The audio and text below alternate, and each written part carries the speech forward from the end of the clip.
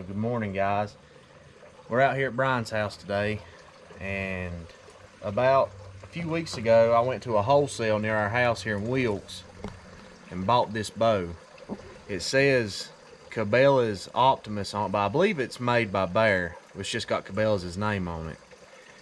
And what we're going to do today is show you how we sight in our bows. Now, I took this to our local archery shop, Archer's Edge in Wilkes County. Look them up on Google. You can find them. They got a phone number.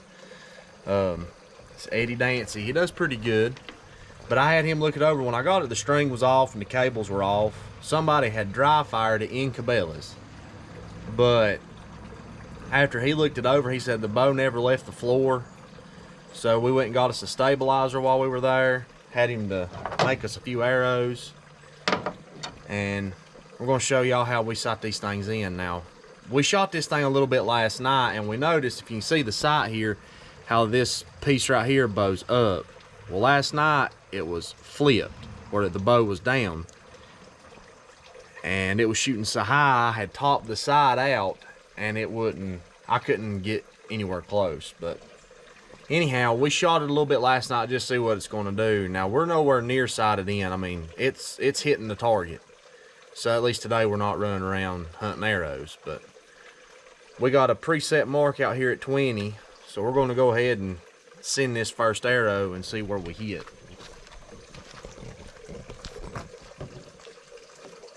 And I'll be shooting at the green block. The deer's a little harder to get the arrow out of.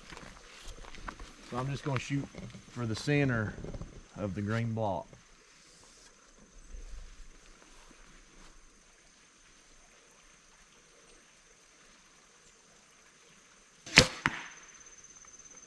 Man, that thing's sending it.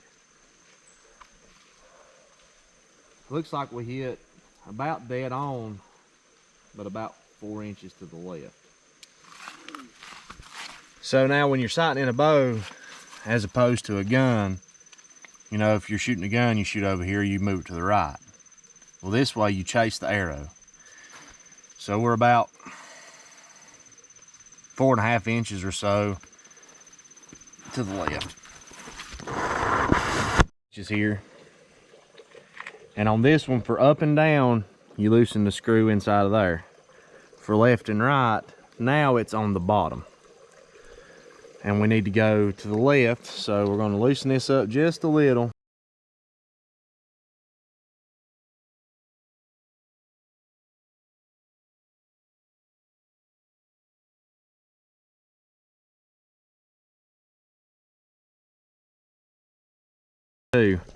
So we're on this little mark right here. I don't know how well you can see it.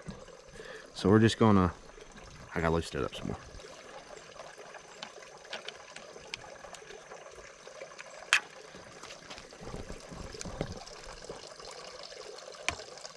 It's probably too much. We're gonna go about 1 mark for now. Well, let's go 2. Let's try that right there. That's probably 3 marks, but make in there. And make sure you get these things tight. Like, don't get them tight enough you strip it out, but try again, 20 yards.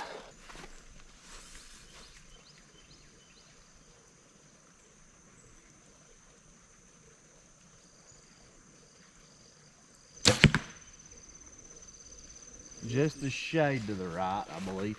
Too bad, not too bad.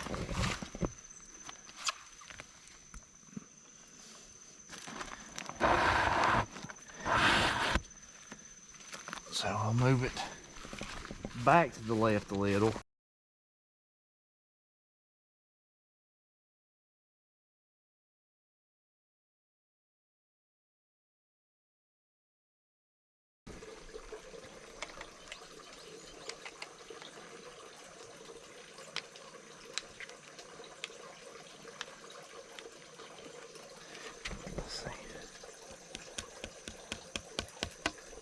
Try that.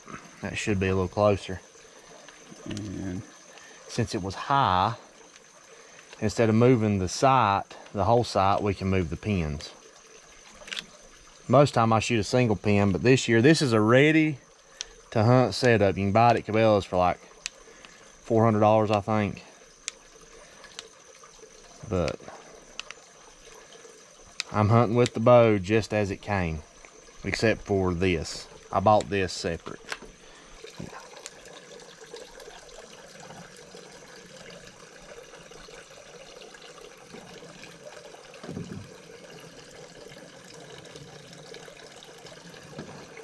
Tedious, tedious, tedious.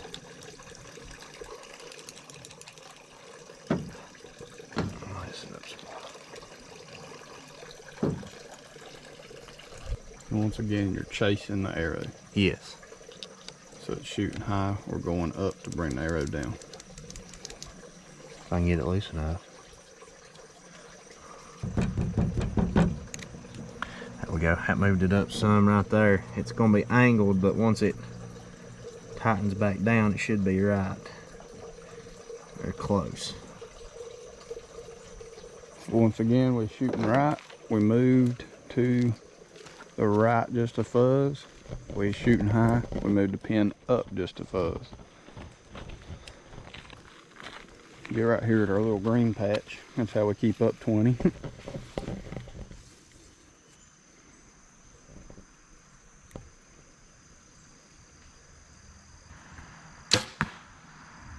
Now, I was holding to the right a little bit on that one. That probably was in me. So that's pretty dang close. I think my up and down I'm gonna leave alone. Just get my left and right now. And this is pretty much for beginners. Y'all that shot and done and shoot bows sort of know. When we started, it was the same way. I was moving like I was shooting a rifle.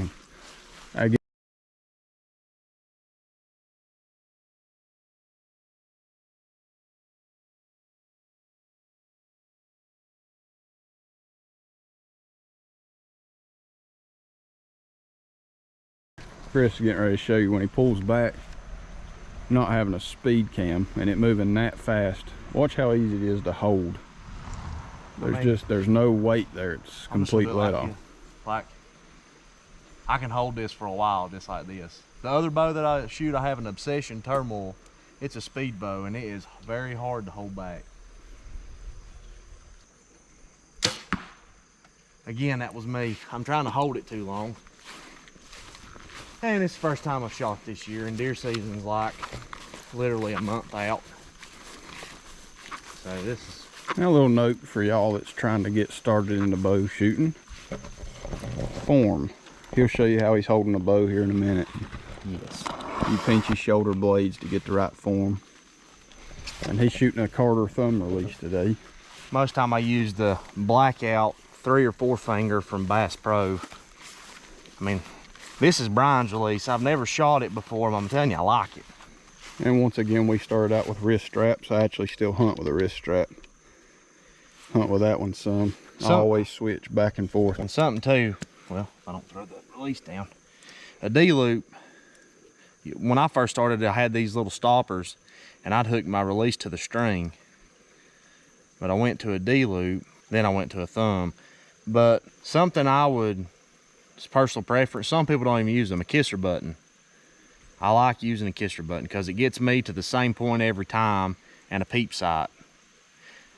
Now, if you want to start with, they make one you can hook a tube to these cables that always pulls it straight. But this one, we've got it set to where it'll stay straight with the string so you can see your sights through it. And that helps with your accuracy a lot. But here when he draws back, you'll watch him. Always take this hand, whichever, see, I'm left-handed, so if you're right-handed, you'd use you're holding the bow with your left hand. Don't do it like this, because you'll torque the bow, you'll pull it left or right. Always put it right in the V, right in here. If you'll see me a lot of times when I draw back, I'll adjust my hand, but I always just freehand it, don't grip the bow. Just like you see, it's just sitting on my thumb. And a wrist strap up there does help if you're more comfortable with one. Yeah. Some people don't like it. And you watch him, his shoulder blades are pinched. He'll come back and shoot. I'm shooting. And on that note, once again, this is a new bow. everything's seating in. You will have a little aggravation at first to get everything set and ready to go. Pretty solid on that shot. You notice it's up and down is not changing, it's all left to right. So we'll go back and move it back to the left just a little bit. And there's other ways to tune a bow. You can shoot paper, you can shoot lines and walk back shooting, bear shaft, all that stuff. But this is just a simple, ready to hunt, buy it, go outside it, and shoot the bow. Yeah, these right here, you don't have to do the paper tuning so much, I don't think. One thing about it, it's neither bow that we're talking good or bad about, but you take this one and feel it. The weight of this bow is tremendously lighter than either one of our other ones. Yes. We did notice that. A lot of people love long axle to axle. When we're talking about that, we're talking from up there to down here, full length. This bow's not quite as long as either one of our other ones. And let me explain why that's important. It does take a little more to keep it straight. It ain't as forgiving, but when you're in a tree stand and you have a nice 8-point run in on you in West Virginia, that makes a big difference, because in the moment you don't always think about it, but when you're starting out, you got to watch your limbs. And when I say limbs, I mean on the bow and the tree. It's nothing that anybody else has always done it. It happens. But shorter axle to axle, when you're in a public land, no trimmings allowed, you've got limbs hanging all over you, sometimes it's a little bit nicer. So we're going to show you this thing for this go round, and hopefully see you in some videos this year killing some deer. But yeah, there's good to both sides, so you just got to find what fits you. It doesn't matter what I shoot or what Chris shoots. It's what feels good to you. And one thing we was going to mention too, with a whisker biscuit, which is this rest, make sure all 3 fletchings are going through the whisker, not one sticking through the opening right there. Yeah, see your cock vein, what you've got 2, most time people have 2 that are the same color, and then you've got what they call the cock vein. That one's one you always want to turn up with these, because these brushes right here, if you ever get a whisker biscuit and you feel it, these right here are a lot stiffer because the arrow's setting on them. All it does is just brushes through it, but there's no, like, I can turn the bow upside down. You know, if you get in a situation where you got to really move around a bunch, you know. I shoot a drop away, but it'll come up and lock. Yeah. And they are nice. But beginning, not saying it's all beginners, some professionals shoot these, but that's easy for deer hunting. And it's all in what you want to do. If you want to shoot target all the time, you can change up. If you want to deer hunt, you can change up. But we're just explaining what's on this one and how they work. Yeah, and going back to what Brian said, last November we were in West Virginia hunting, and I had about a 100-inch 8-pointer come in on me, and it was halfway through our hunt, and I'm going to shoot him. Well, he comes by me at 15, and he's moving, he's cruising for does, and I can't get him to stop. I blow a grunt call, and he finally stops, and when he stops, he's at like 45. Well, with my other bow, it's like 33.5 axle to axle, and I have a limb that comes out over me. And I hunkered down enough to where I thought I was going to miss it, but when I shot, I leaned into my shot a little more, and just that part of the limb hit that tree limb, and rolled my bow back just a little bit, and it just goes right over his back.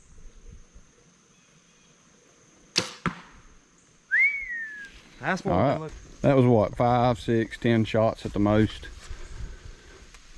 Ready to hunt, $400. He's gonna make another shot here and see if she's close. See that right there, you call that target panic. We see where I dropped and then caught it back. And for you that don't believe it, it's there. I drop out of my shot most of the time when I'm target panicking. Now that was me, but I think we're on. Let me explain something to y'all too. A lot of people say it's got to be splitting arrows. If you're doing this right here at 20 yards with a bow your first time, you're shooting perfect. That's good. That's an 1.5 inch group with 2 arrows. I mean, I can live with that. I know this is about the bow, but you also got what I call deer drop, and we've had a bunch of that in our videos before. Gosh.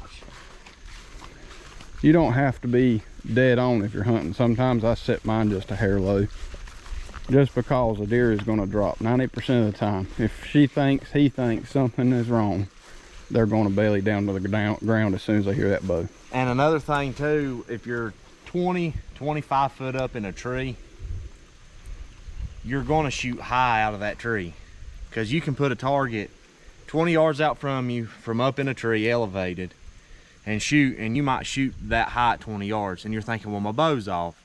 You come back on flat ground like we're shooting right here and you'll hit dead on. But I always hold low. There's a saying, and I'm sure some of y'all, if you've shot any, or if some of you hadn't, there's a thing called holding on the bottom third of the deer. I just hold just above the white line of their belly right here, because 20 yards you don't have to worry about so much. They're still going to duck a little, but 30-40 yards they have a tendency to duck a bunch. So if you're holding on that bottom third and they drop 6 inches, you're still in the money. Now sometimes they'll drop more than that. All right, so we shot a couple more times and everything's looking pretty good right now. But I hope this was a help to you. Now you repeat the process, what we did at 20, at 30, 40, and so on. However far you want to go back, however many pins you got. This is a 3-pin. Like I said, I hope this was a help, and I hope y'all learned something from this. If you have any questions, leave it in the comments. We'll try to explain. Like I said, we just do, this is how we've always done it. We do it, there might be a better way, and if you find a better way, you do you. This is how we do it. So, thank y'all for watching. Like I said, if you have any questions, any comments, leave them, and we'll try our best to get back to you. And we'll see y'all on the next one.